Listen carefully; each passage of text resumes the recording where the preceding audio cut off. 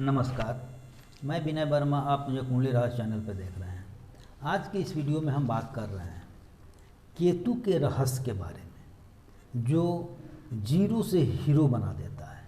दोस्तों, आज एक ऐसे अद्भुत ग्रह का, एक ऐसे रहस्यमय ग्रह का जिसमें अच्छाई भी है और बुराई दोनों तरफ से पूर्ण रूप से जुड़ा हुआ ग्रह है। दोस्तों, राहु बहिर्मुखी है, सामने से करता है, लेकिन केतु अंतर्मुखी है, अंदर की बात अंदर ही रखता है, अंतर्मुखी है। दोस्तों, राहु भोग है और केतु भोग के प्रकाष्ठा के पार का परम सुख है। दोस्तों, संसार से विरक्ति, त्याग का ही नाम है केतु। दोस्तों, केतु का अर्थ होता है झंडा, ऊंचाई। तो जातक निश्चित रूप से हर व्यक्ति को सर्वाधिक ऊंचाई तक ले जाने में अगर कोई ग्रह पूर्ण रूप से सहयोग करता है तो वह है केतु। दोस्तों, जितने भी बड़े लोगों की कुंडली देखा जाता है उसमें निश्चित रूप से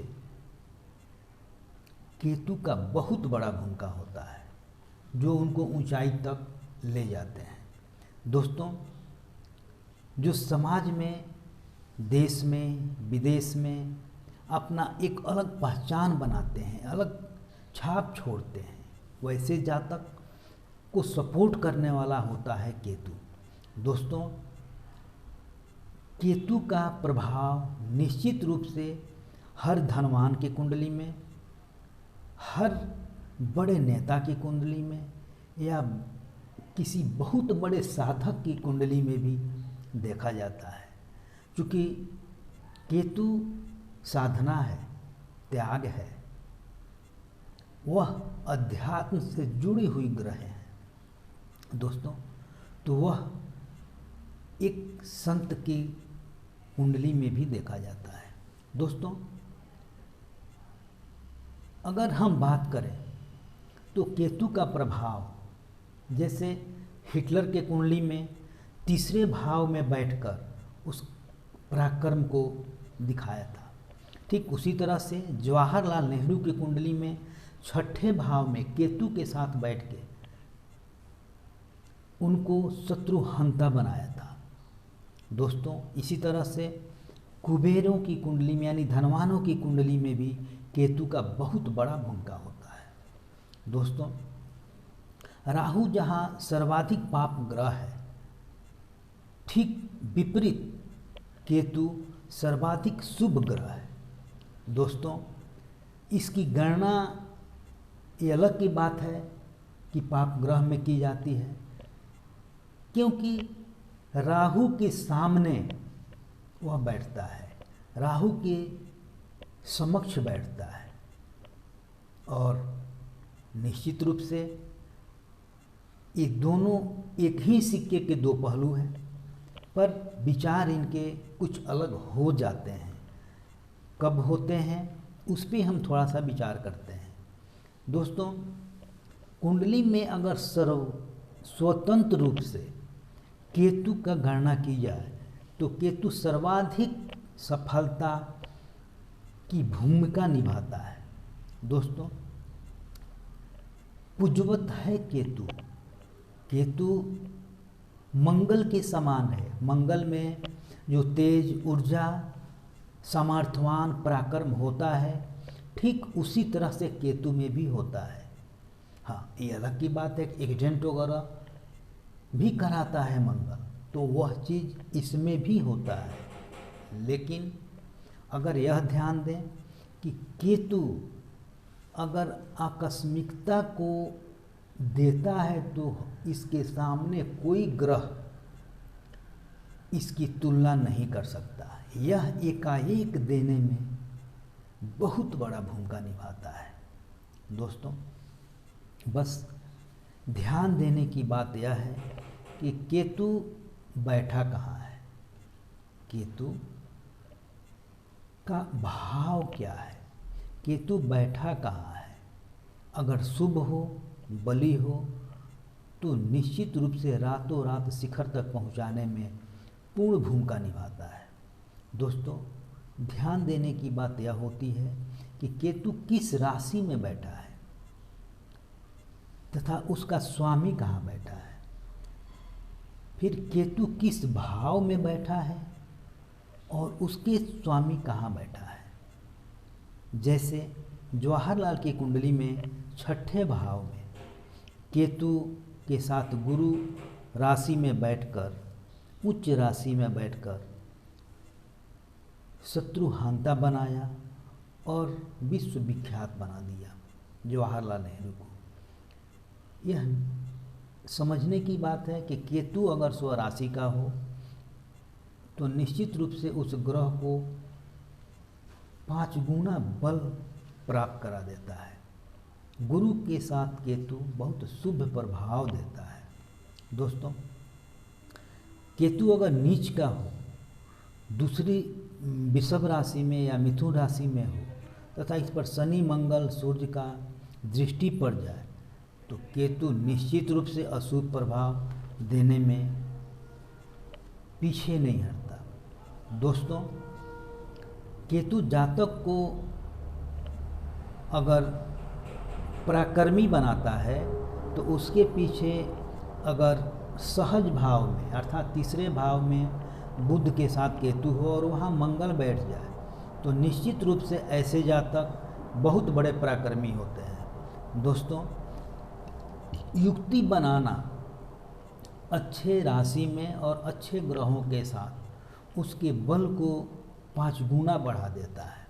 दोस्तों, तो निश्चित रूप से मंगल के साथ बैठ के जातकों को बहुत बड़ा उच्च क्वालिटी का पराक्रमी बनाता है। दोस्तों, दूसरा भाव और 8वां भाव में केतु अति विशिष्ट कारक ग्रह बन जाता है, जो विशेष रूप से जातक को भोग, सुख, ऐश्वर्य सब कुछ प्राप्त कराता है। दोस्तों, दूसरे भाव और एकादश भाव यानी दूसरे भाव का एकादश भाव के साथ संबंध बन जाए या फिर लाभेश या धनेश के साथ केतु युक्ति बना ले तो जातक को धन कुबेर यानी धनवान बनाता है।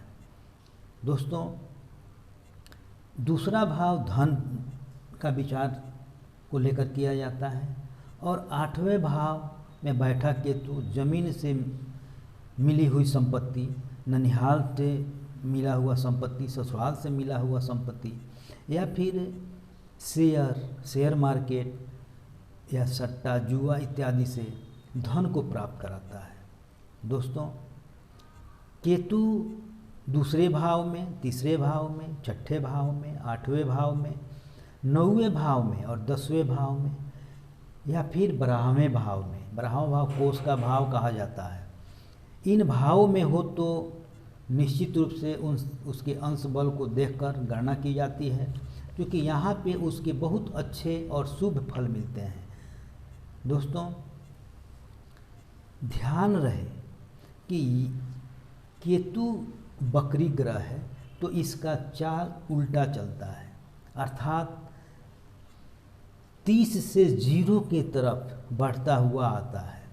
क्योंकि यह बकरी ग्रह है तो इस पे विचार करके उसके बलाबल को देखा जाता है। दोस्तों, अभी तक मैं आपको उसके शुभ फल के बारे में बतलाया, लेकिन थोड़ा सा उससे हटके उसके अशुभ फल के बारे में भी जानना जरूरी है। दोस्तों, तो आइए उसके बुरे प्रभाव पे भी एक नज़र डालते हैं। शरीर में अगर जोड़ है तो वह है केतु। शरीर के हर जोड़ पे वास करता है केतु। दोस्तों, तो निश्चित रूप से अगर केतु शुभ न हो तो जोड़ में दर्द देना, डिप्रेशन, डायबिटीज, पैसों का अभाव, गलत फैसले लेना, लक्ष्य विहीन करना, पढ़ने में मन नहीं लगने देना बच्चों को, या फिर न चाहते हुए भी मुकदमे में फंस जाना, व्यापार में घाटा, ब्याज देकर परेशान हो जाना, बनते बनते काम बिगड़ जाना। पालतू कुत्ता तक काटता है जब केतु खराब होता है तो। घर के नल से पानी टपकना, यह खराब केतु का लक्षण है। दोस्तों, बस ऐसा अगर लगे आपको कि केतु खराब है तो निश्चित रूप से इसका समाधान करना चाहिए। दोस्तों, आइए अब हम चलते हैं केतु के समाधान के बारे में।